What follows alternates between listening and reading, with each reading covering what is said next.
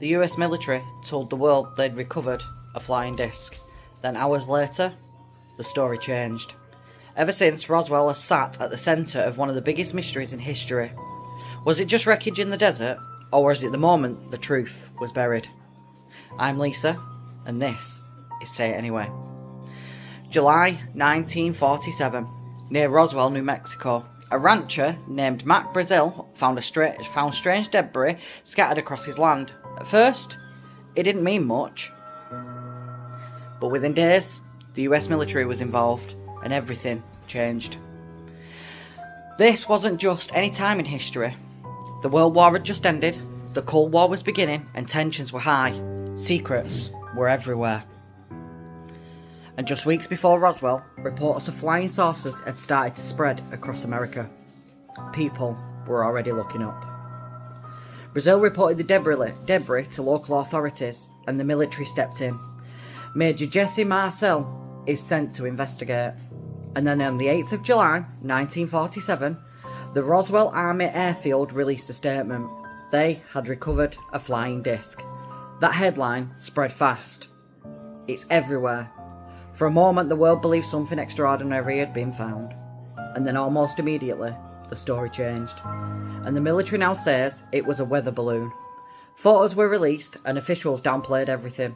And just like that, the story shut down. Why this never went away was because people noticed something. The military said flying disc first. Not a rumour, not speculation, an official statement. And then they took it back. That contradiction is the entire reason Roswell still exists today. Years later, Major Jesse Marcel spoke out. He claimed that the material he handled did not match a normal balloon. Others came forward too. Stories started to grow. Strange debris, unusual material, secrecy, and warnings to stay quiet. And over time, the story got bigger. There are several theories. Theory 1, weather balloon, the original explanation, simple, clean, and easy to dismiss the entire event. But for many, it was too simple. Theory 2. Decades later, the US Air Force gave new explanation. The debris came from a classified surveillance program called Project Mongol, used to detect Soviet nuclear tests, and this would explain the secrecy, the strange materials, and the quick cover story. But again, it was a new explanation, replacing the old one. Theory 3, the most famous theory, that something non-human crashed in the desert and the military covered it up. Supporters point to the original flying disc statement, witness accounts, and the sudden shutdown of information, and ask one simple question: why lie at all? Theory 4, a story that has grown. There are other possibilities.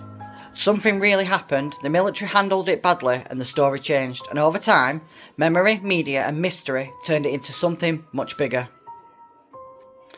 The strongest evidence points to a classified military project hidden behind a quick cover story. No aliens, but not the full truth either. And that is where Roswell lives, right in the middle. Why did the military say flying disc at all? That one moment is the crack in the story. A rancher found debris in the desert, the military called it a flying disc, and then they said it wasn't. And from that moment, Roswell stopped being just an incident. It became a mystery people still argue about today. Maybe the story ends there, but the questions never do. We'll let you decide. This is Say It Anyway. See you soon.